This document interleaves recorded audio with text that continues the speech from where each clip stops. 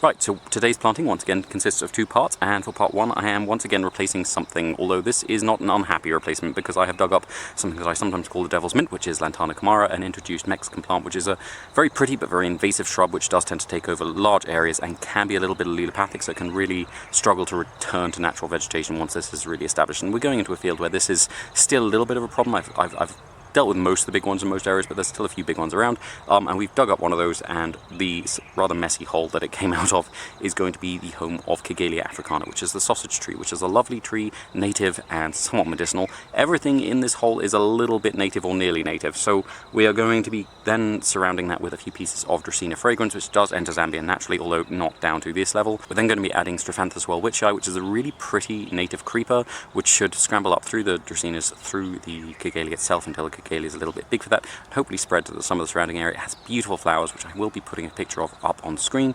and that will, hopefully just add to the look of this area, and it's also native. And then we're going to be putting in some pieces of one of the former bryophyllums, Calico prolifera, which isn't native, but it's not entirely not native. So this is one of those trees that has been spread so widely around the tropics that it's now functionally native just about everywhere, and it has been in mainland Africa for a very long time, but as far as I know, it's probably originally native to Madagascar. And finally, not quite native, but very nearly, we're going to be putting in Aloe arborescens, which is the second most widespread aloe naturally, and it just falls short of entering Zambia naturally as far as I know. It would enter sort of the southeast if it did, but as far as I know, it doesn't actually come into there. It is in Malawi and Mozambique naturally, though, so very nearly. Those are all going to a relatively deep hole, not just because it was quite a large hole to dig up quite a large lantana, but also because I want this to be relatively wet. Most of these will tolerate a riverine environment. I'm not sure the Strophanthus and the aloe will, so those are going sort of on the edges of slopes into this, so when it rains, hopefully those won't spend too much time underwater. We are on sand, so they will still drain, but we can have quite a torrential rainy season, which means that even sand does eventually get somewhat saturated, especially because we do have a hard pan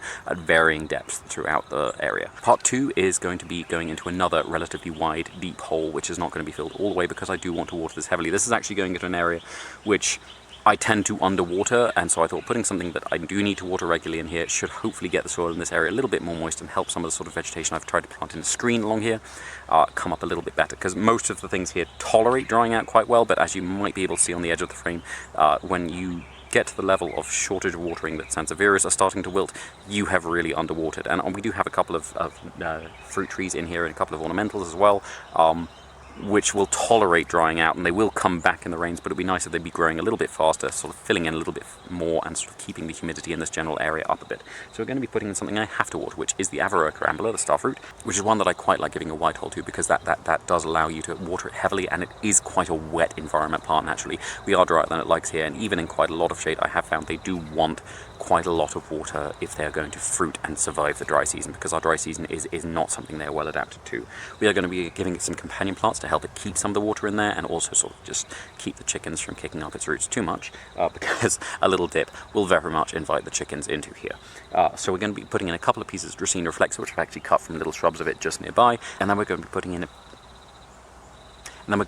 a piece of Camadora cataractarum, I think, which is a South American, very low-growing palm, which should form a nice addition to this little screen, but it'll also very much appreciate a very wet hole. And finally, we're going to be putting in a piece of the Peperonia obtusifolia, I think, which is the dwarf rubber plant. It's so-called. It's more closely related to black pepper than it is to rubber plants. But anyway, that is a nice little Caribbean ground cover and epiphyte plant. It's very shade-loving rather than shade-tolerant, and it's usually pretty tolerant of getting wet, so it should be a good succulent to have in the base here to spread out to form a nice little low cover and stop the ground drying out too much, because the trees above here, although they do give it a good shade in the rainy season,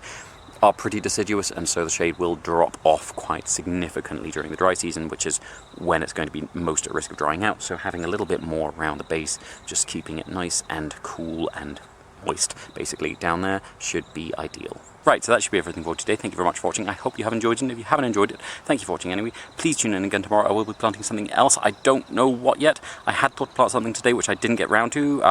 and so maybe I'll do that tomorrow, but I don't know if I'll have the time, so we will see.